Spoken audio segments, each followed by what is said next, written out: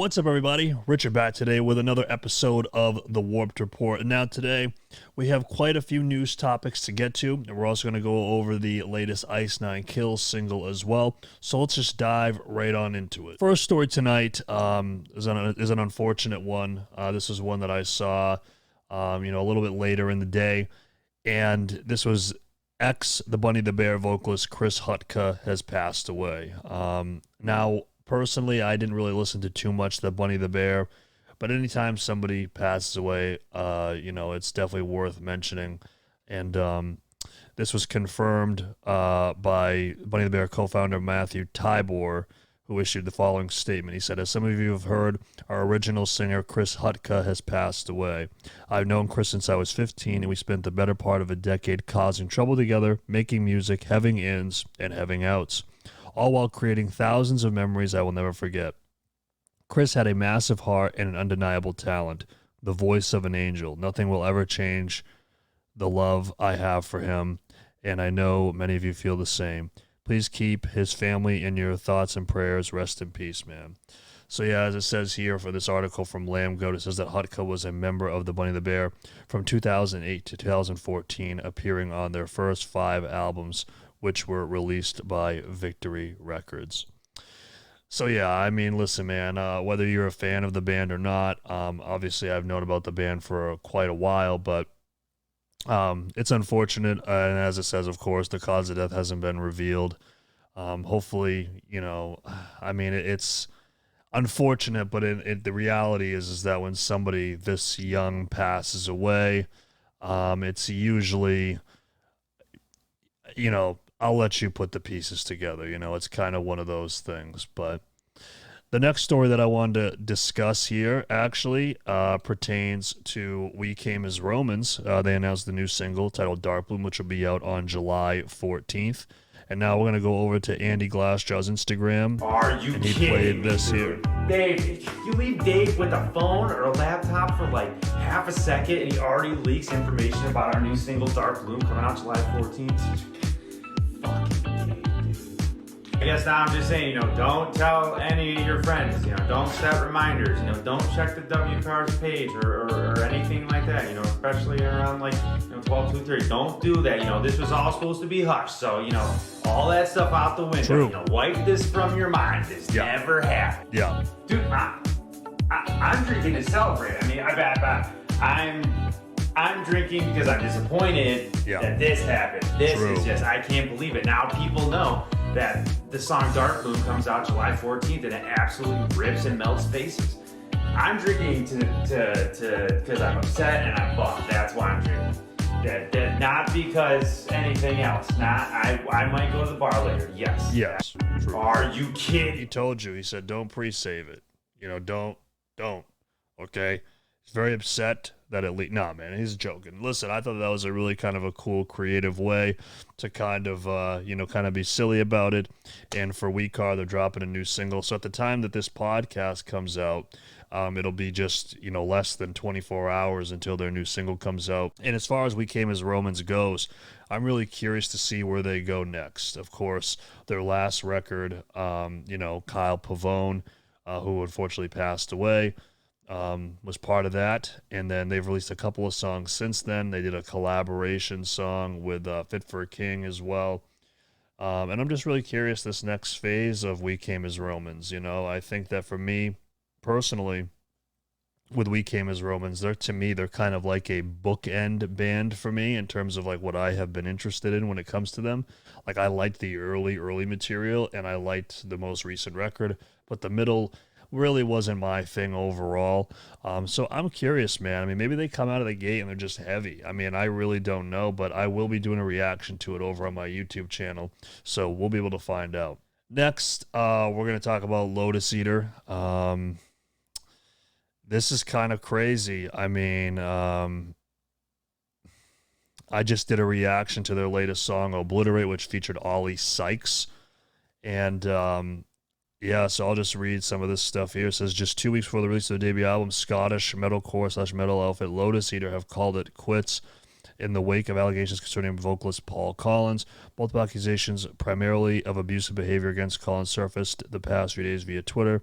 Initially, the band announced that they had parted ways with Collins just hours later. However, they seem to confirm the breakup, tweeting Lotus Eater 2016 to 2021 gloom worldwide. Thank you, everyone. So yeah, basically I saw, just through online, I saw that, Paul wasn't part of the band anymore. And then I saw another member left. So it was down to just 2 people. And then they eventually just called it quits altogether. And this is a statement that Paul put out. I'm not going to share, it's all public out there on Instagram, but, there's a lot of firsthand accounts of what allegedly happened to these individuals. And this is always a tough situation to kind of handle. And, as they mentioned, the record is, in a case like this, right, it's like almost the record is kind of, not really the most important thing, but, they were supposed to put out a record on July 23rd via Hopeless Records, and it makes you wonder, are they going to still put that record out? Are they going to shelf it? Are they going to, let this thing subside, and then maybe Lotus Eater makes a comeback without Paul? But this statement here that you can see on the screen is him, of course, denying it and talking about legal action as well. So that's always a tough situation. It's one of those things, man, that it's a very delicate subject. And it's one of those things where, you may even get some flack for even using a word such as like allegedly, because that's really like the technical term for it right now. But I will say that through the stuff that I saw on both Instagram and Twitter, there's quite a few personal firsthand accounts that are pretty detailed. So take that with what you will. I'm just relaying you the news and letting you know what the deal is. So not sure what's going to happen with Lotus Eater. I know that they have called it quits, but who knows? I'm curious to see what Hopeless Records says. I would like to see a statement from them regarding, what's going on with this, and also with the record that's supposed to be coming out at the time of this recording 10 days from now. But so, yeah, we'll move over to our next story now. Monuments guitarist Olly Steele quits the band. This is kind of wild. He joined 10 years ago, so that's pretty crazy. I'll read the statement here real quick. It says, "What's cracking? I'm stepping down from Monuments. It's been an incredible 10 years of highs and lows, and I'm extremely grateful for the entire experience. It's been a huge part of my life, and many of the amazing memories and interactions will stay with me forever. I've been around the world a good few times and met so many inspiring people and learned so much. You can't buy that shit. Monuments is an amazing opportunity and some amazing players, but ultimately at this point in my life, I feel like I've experienced and I've said what I'm able to say musically with the group. Monuments deserves someone who is inspired and driven, and I can't offer that like I did when I was 19, so I'm making the move. I'm still going to make music and continue with my current projects and collabs, with the initial focus being more solo music. After that, who knows? The endless possibilities are really exciting. Huge thanks to the boys for being there whilst we achieved so many great things together, and special thanks to the band for rolling the dice on a little raw, mouthy teen with basically only potential to offer. Like everyone else, I'm more than excited to see what Monuments do next. I was a fan first, and now I'm a fan again.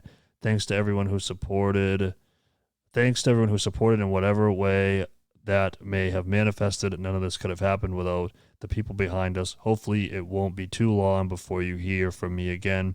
Till then, take care, much love, and thank you." So yeah, man, after 10 years, calling it quits. Obviously there's no really rationale behind this, and a lot of times there's really not like a big moment that happens, right? It's not going to always be, some big blow up and, they got to a fight and whatever. But, sometimes people just kind of lose it. It's like it's like with anything. It's just if your heart's not in it, your heart's not in it. And I'm curious to see what Ollie does next. And, Monuments is a band that I haven't really been like a huge fan of, but I've known about them. So still, I'm interested to see what Ollie does next. And lastly, let's talk about this band here. They're from my neck of the woods. This is Ice Nine Kills. they announced their new album and premiere their first single, which I did do a reaction to, titled Hip to Be Scared, featuring 𝗧𝗛𝗪 𝗪𝗪𝗡. It was quite the music video. This is a song that's an adaptation of American Psycho. So yeah, the music video was awesome. And then also they announced the new album. Right here, The Silver Scream 2, Welcome to Horrorwood. Follows in the bloody footsteps of his predecessor, paying tribute to 13 more of the most gruesome tales to ever grace the silver screen. So that's going to be really cool. I'm stoked to see what they do for adaptations next. I know for me, I would like to see them do an adaptation of the 2016 thriller movie, Don't Breathe. I really, really love that movie. And overall, man, I thought the single was cool. It was definitely a huge mishmash of different genres, and the breakdown was sick. So you guys are definitely going to check that out if you haven't already. But with that said, everybody, that's it for this week's episode of The Warped Report. Thank you guys so much for watching, and I'll see you in the next one. Peace.